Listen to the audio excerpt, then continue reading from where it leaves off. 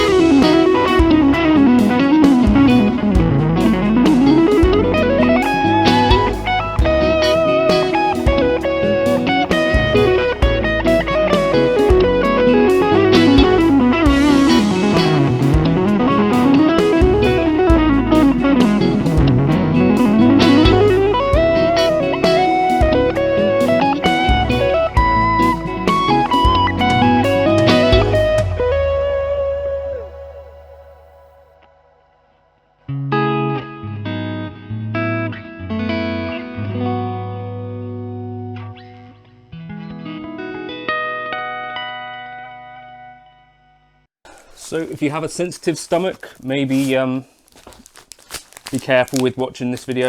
I thought I had sold this amp and I thought my story with the Mesa Boogie Mark III hardwood was done. The universe, UPS and my shoddy packaging have meant that actually probably this is an amp that will remain now with me for life, because I'm pretty fearful about sending it out again. So this has come back to me from the chap who had a nightmare when he unpacked it, bought it on eBay. It's a 32 kilogram amp and it's got an EV speaker in it. And in hindsight, there are some things that I would have obviously done differently had I known that it was going to take a fall. I don't know how much of it could have been mitigated. Let's inspect the situation. So he has packaged it much better than I did. I sent it basically like this, which is kind of a single layer of cardboard. My theory was that if it was going to be mistreated, it might not survive anyway. So the idea being that if you label it as a fragile and hope for the best, that maybe they will treat it differently. But of course, I guess there's conveyor belts and stuff like that and multiple handlers. And maybe loads of packages are labelled as fragile, so probably doesn't make a difference. But let's wish me luck.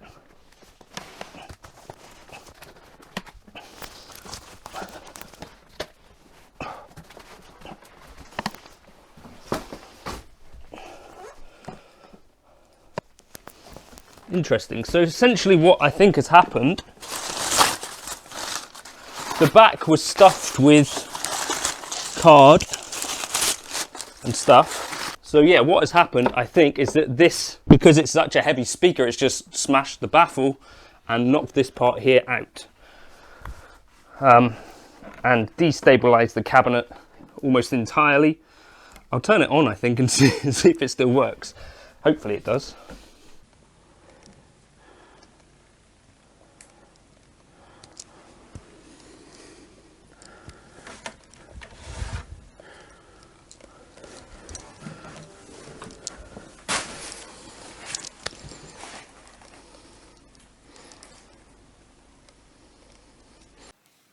So it's not ideal, but I don't feel too bad about what's looking like has happened here. So maybe there's been a knock and this part of the cabinet here looks like it's started to separate.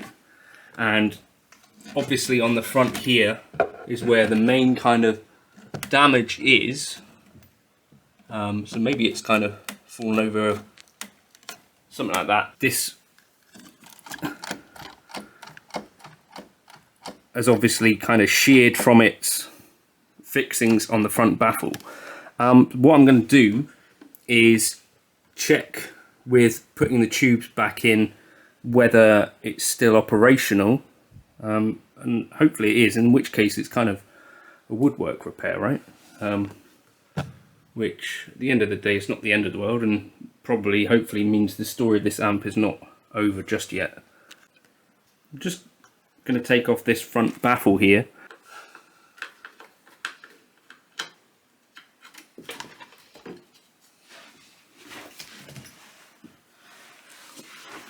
So here you can see very clearly what's happened. This speaker has kind of torn through the baffle. So presumably, right, I could just screw that back in and fix that. Piece of wood, quite a lot of glass here, so I need to clean that up. But yeah, because this is an 8, nearly 9 kilo speaker, that's the culprit, I think.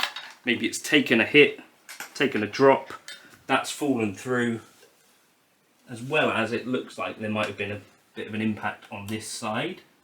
I don't know, I'm not a dentist, I'm not totally sure, but it's a broken tube. So what have we learnt today, kids?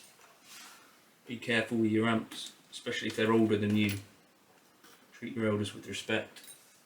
Handle glass with gloves at all times. Let me get a hoover.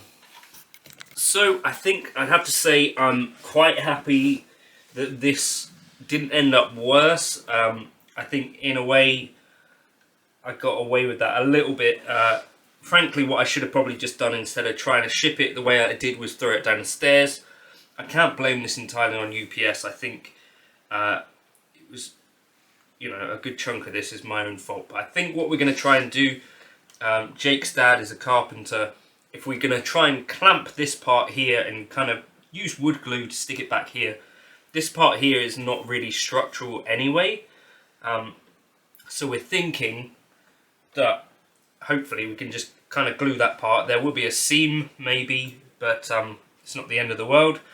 And I'm thinking I'm going to use this opportunity to change out the EV speaker, which weighs about 9 kilos and actually makes this amp way over 30 kilos.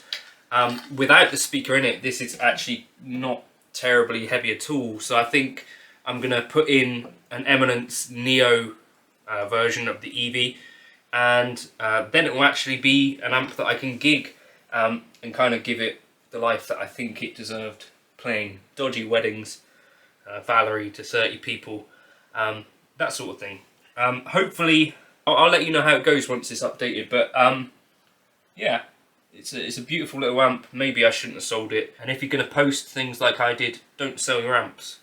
My conclusion. Catch you in another video soon. Here's some more playing. It does work, by the way, so that was what I was using in the introduction. If you want me to capture that with the Quad Cortex, leave a comment below. There is one capture, but this is another kind of capture that I could do without a cabinet if you want to kind of use your own cabs with it. Let me know, I'll get round to that if you want. Cheers for now.